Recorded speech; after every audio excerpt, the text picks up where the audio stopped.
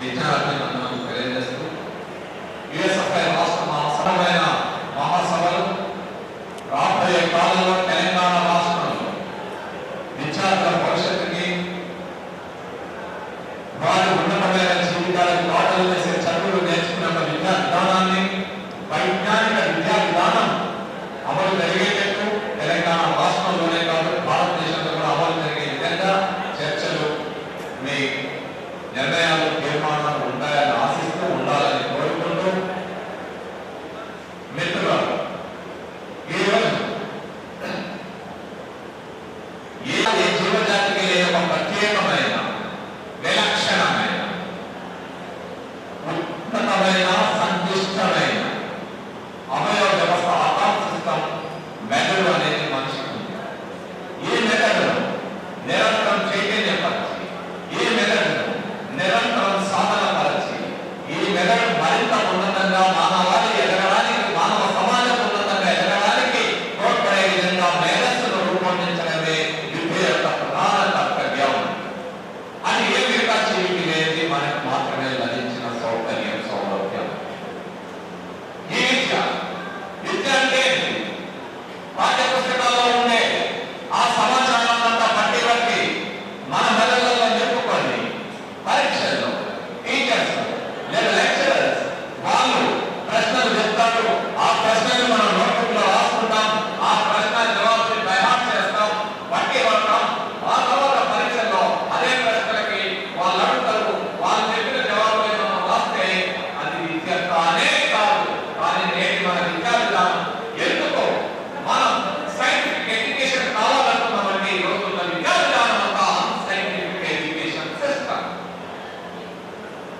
Einstein antaru, education is not knowing the facts. It is not learning the facts. పుస్తకాల్లో ఉండే సమాచారాన్ని బుర్రలో నింపుకోవడం నేర్చుకోవడం కాదు education. He should learn how to think, critical thinking. మన మనస్సు మన మెదడు ఏ విధంగా క్రిటికల్ గా ఆలోచించాలి, ఈ నేచర్ గురించి, ఈ ప్రకృతి గురించి, ఈ సమాజం గురించి, మానవ జీవనం గురించి, మనకి ఎదురయ్యే కష్టాల గురించి, మనకి ఎదురయ్యే బాధల గురించి వీటన్నిటిని ఎదుర్కొని ఉన్నతమైన మానవులుగా మనం ఎలా ఎదగాలో ఆ విధంగా మానవుల్ని రూపొందించే విధంగా ఆ విధమైన మెదడు ట్రైనింగ్ ఇవ్వాలి. ఐశ్వర్యం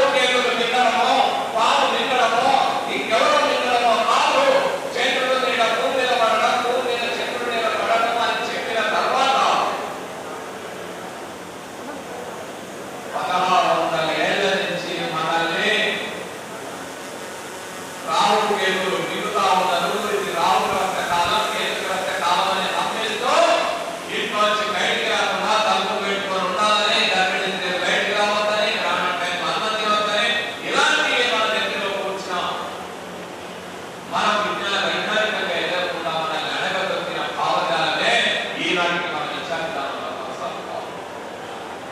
దాని ఫలితమే మంత్రాలు బట్టి పట్టినట్టు, పద్యాలు బట్టి పట్టినట్టు, సైన్స్ సూత్రాన్ని, సోషల్ స్టడీస్, విద్యార్థి ప్రతి దాన్ని డిక్షనరీని బట్టి తయారు చేస్తున్నారు. కానీ దాన్ని ప్రశ్నించి ఇది నిజం ఫ్రై చేస్తాం, ఎగురు వండుతాం, chicken 65, chicken tikka, chicken nuggets, ఇంకా chicken biryani, barbecue chicken, grilled chicken, రకరకాలుగా ప్రాసెస్ చేసేవాడు. ఓ ఏ జంతువుకైనా ఏ జీవికైనా ఇంకో ముక్క దొరుకుతుంది అనుకున్నాం. దాన్ని ఏం చేసుకోవాలో దానికి తెలియదు. కానీ మనమైతే దాన్ని తీసుకొని దాంట్లో పనికిరాని ఉంటాయి. కానీ మనం అది తీసుకొని చాపు చేయొచ్చు, పత్తి చేయొచ్చు, పళ్ళు చేయొచ్చు, పాల చేయొచ్చు, కుర్చీ చేయొచ్చు, టేబుల్ చేయొచ్చు, చేయొచ్చు, పాకెట్ చేసి స్పేస్ ఆదిలో మానవుల కాలంలో మిగతా జీవజాతులు అనే చెట్టు తొర్రలో పడ్డ గృహంలో దొరికిన మానవులు, ప్రకృతిలో ఏం దొరికితే విడిసరుకుగా వాడుతున్న మానవులు, నేడు విశ్వాంతరాల సత్యాన్ని శోధిస్తూ పరిశోధిస్తూ వినవేదులకి దూసుకెళ్ళగలిగిన అత్యంత ఆధునిక వైజ్ఞానిక మానవులుగా జరిగిన ఈ మానవ పరిణామ క్రమ ప్రస్థానం వైజ్ఞానిక దృక్పథం ద్వారా, వైజ్ఞానిక ఆలోచన ద్వారా మాత్రమే సాధ్యమైంది. There is no another way, ఇంకో మార్గమే. ఈ వైజ్ఞానిక దృక్పథం మనిషికి ఎలా వస్తుంది? ప్రశ్నించే తత్వాన్ని, దేన్ని కూడా నమ్మకుండా ఇదెందుకు, ఇది ఎలాగే జరుగుతుందా అని ప్రతి దాన్ని ప్రశ్నించి నిజాన్ని తెలుసుకొని ముందుకు వెళ్ళాల్సిన అవసరం. కానీ మనం విచారణలో ఏం చేస్తాం? ఆ ప్రశ్నించే తత్వాన్ని చంపేస్తా ఉంటే, మనలో ఆలోచించే శక్తి లేకుండా చేస్తుంటే, మనల్ని నిర్వీర్యంగా తయారు చేస్తా ఉంటే, బాగా చదువుతారు, తల్లిదండ్రులు బాగా చదవమంటారు, ఈ పట్టిలు అంటే చదువుతారు, ఎంసెట్ కొట్టాలి. మనకి ఇప్పుడు ఒక పెద్ద సీజన్ మూఢనమ్మకాలంటే గవర్నమెంట్ శాఖలు మాత్రం మాత్రమే అనుకోకండి. భారతదేశంలో విద్యా విధానంలో ఉన్న మూఢత్వం ఇంకెక్కడ లేదు. అన్ని మూఢత్వాలకి ఏమిటా మూఢత్వం? మన తల్లిదండ్రులకు పెద్ద మూఢనమ్మకం ఏంటంటే 10th అయిపోగానే వీళ్ళందరూ తీసుకెళ్లి చైతన్య నారాయణ చదవాలి, లేకపోతే లేదు. మొత్తం ఇంటర్మీడియట్ ఎడ్యుకేషన్, ఆ విద్యా వ్యవస్థనే, ఇంటర్మీడియట్ విద్యా వ్యవస్థనే 2 విద్యా సంస్థలు ఉమ్మడి ఆంధ్రప్రదేశ్ తెలంగాణని నాశనం చేసి అసలు చదువుకి కూడా చేస్తే బట్టి యంత్రాలను మరమనుషులు రోబోట్లను తయారు చేసి పంపిస్తాం. చైతన్య నారాయణ చదవకపోతే స్టూడెంటే కాదు.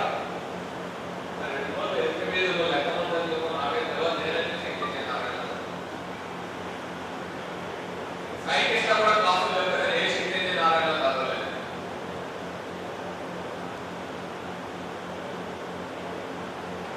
చైతన్య నారాయణ చదివిన మీరు మన ఎంత గమ్మత్తు ఉంటుంది, మనం వచ్చేటంటే మన పరీక్షల సిస్టమ్ ఎంత గమ్మత్తు ఉంటుందంటే,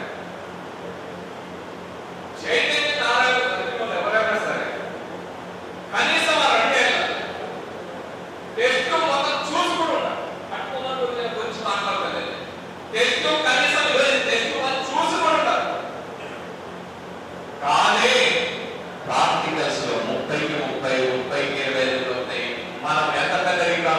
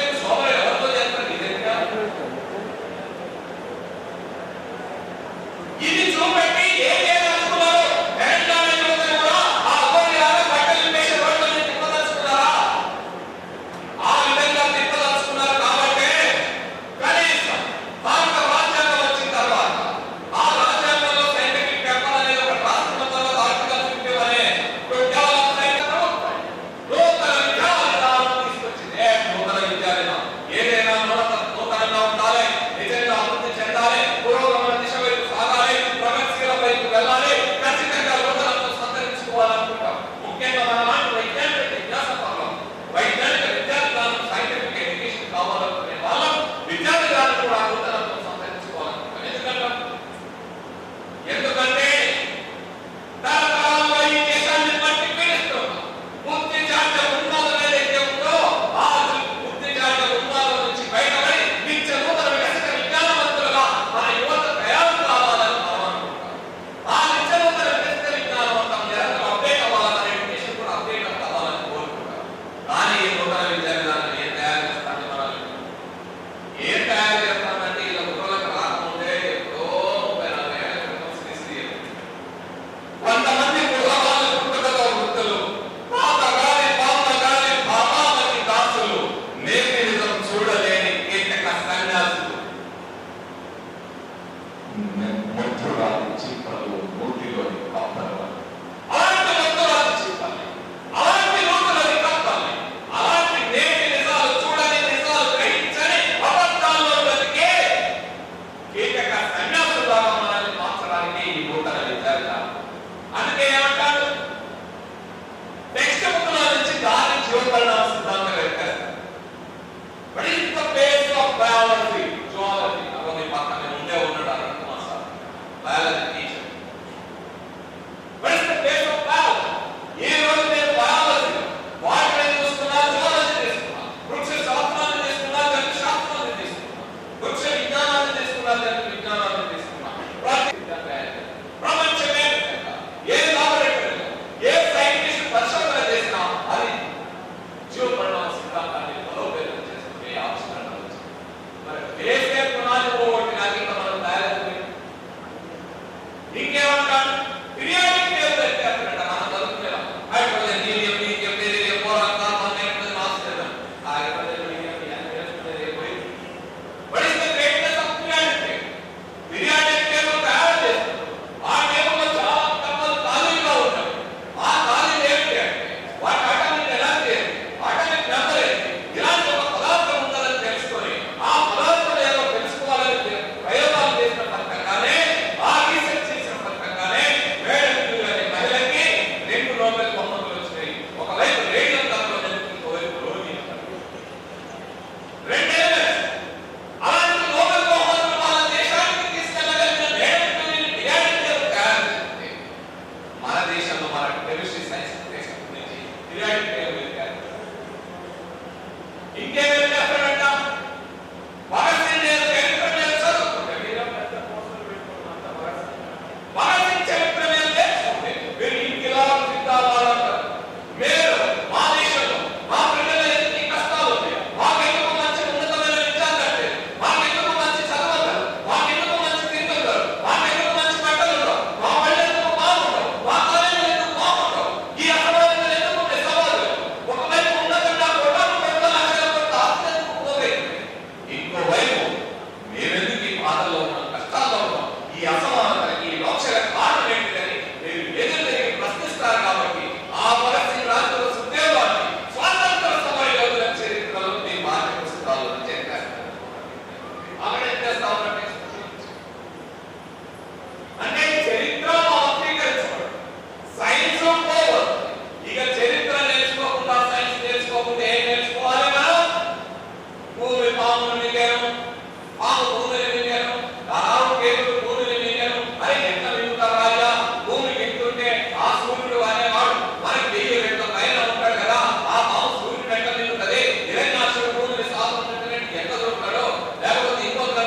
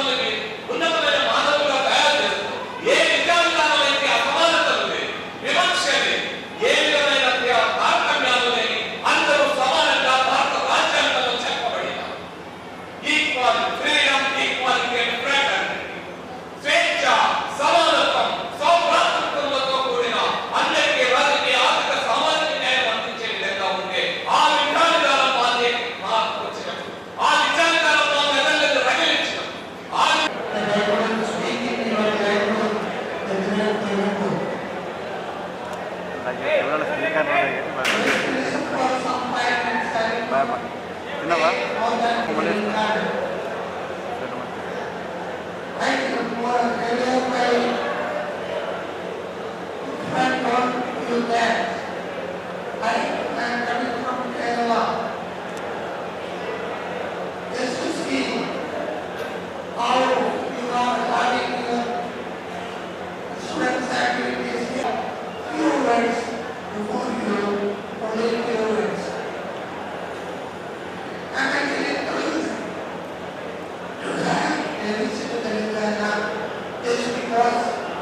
We are in the other students and these are hearing and learned about the Telangana Revolution of 1946.